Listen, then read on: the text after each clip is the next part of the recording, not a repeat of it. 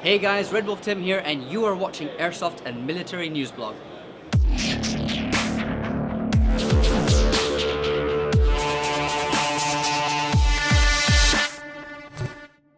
Alright, what we have here is the RWA Nighthawk Custom CO2 1911. This is our covert ops version. We came out this year with the regular Nighthawk Recon Custom, and so this one is very special. I love this. We've upgraded the grips, put a new grip on here that's more tactile and more true to the Nighthawk Custom name, and we've put on a threaded barrel. So now we'll be able to run a silencer. We'll have a version that comes with or without a silencer, but now your silence 1911 needs are all taken care of here.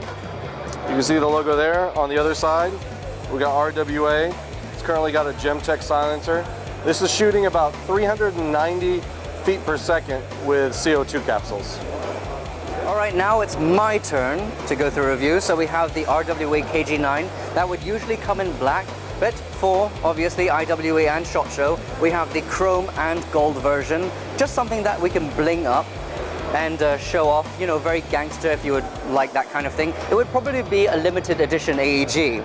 So yes, like I said, it is an AEG. The battery is stored in the barrel here, much like the Sterling beneath. What you have to do is remove the thread and then remove the cap, and it will come with a tri-panel 11.1 battery that you can slot in there with mini Deans, and you just seal it back up.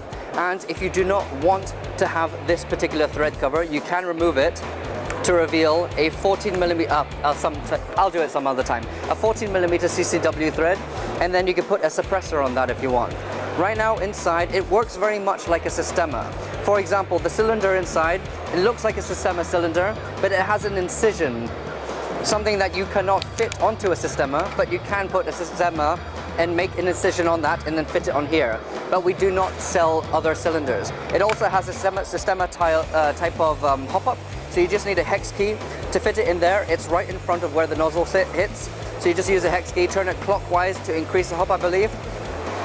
And it also has a Systema type of inner barrel, so it is incredibly accurate. You don't have to adjust the front and rear sight because you can't. But then if you use 0.25s or 2.8s or 3s, it will be very accurate. There's a mock charging handle. It doesn't really do much, but it's always nice having one. There's a sling point on the left side and on the front and back. Something you don't really get on the real steel version, but it's always very useful to have one anyway. Apart from that, the build of the frame is much like the Milsim KG9, but apart from that, the outer barrel and everything else, all very customized from us. Alright, what we have here is the Beltec Gen 2 Sentry gun. A lot smaller, a lot lighter than the one that we had last year. As you can see, it still traverses. It's much smaller. The other unit was much larger. The other unit was about the size of this box. He's gone to a lot smaller components. You've got two cameras for zoom, one for close in and one for far out. The gun still traverses. You can shoot on command, left, right, up or down.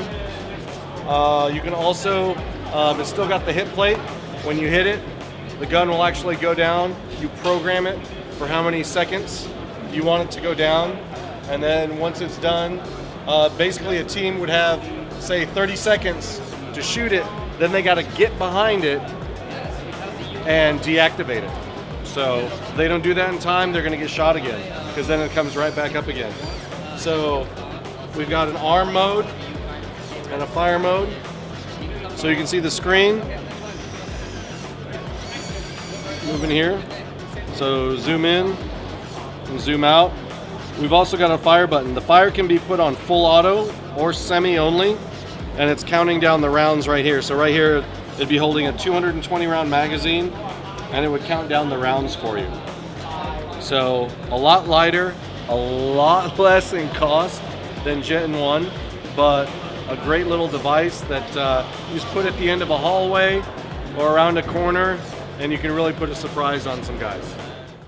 Right, this is the Rare Arms XR25. It is a CO2 shell ejecting 6mm BB gas blowback rifle.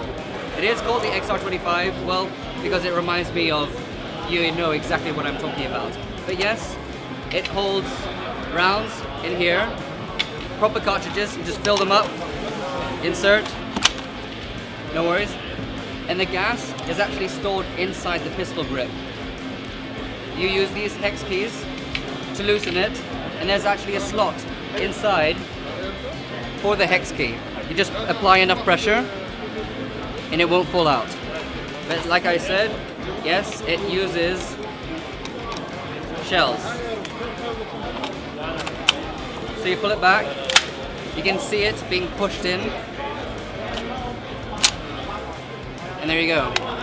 Unfortunately, it requires a lot of power for it to be ejected. It would usually have the CO2 to help push it, and then the suck back would be enough to pull it out, but there you go. One shell. It is about 330 FPS. Most of the power is spent ejecting it, but it does feel really good. The kick is just as much as a GHK M4, a little bit less than the Inokatsu, but it feels really, really solid. I think the grainy texture on the receiver is a little bit too much. It kind of reminded me of a polymer receiver like the GHK G5, but after squeezing it, then you realize it is made out of aluminium. Apart from that, it has your quad rails for all your silly accessories, and it's a really solid GBBR. Next up, we have our RWA M1919 AEG. It's much better. This is the version 2 of what we had previously. A lot of steel parts to it. We've done a lot to the gearbox, and one cool thing is that the gearbox actually rattles. So once you have the belt-fed bullets inside, it'll start shaking once you pull the trigger, which is a cool new feature. It will also come with the extra shells, the belt, and the box. I've never actually fired it. I've never tested it. This is the first time seeing it out of Hong Kong. So I wouldn't even know what to tell you for this, but apart from that, it is a really cool replica. So what we have new on our RWA line is our batteries. We have them in beautiful red blocks.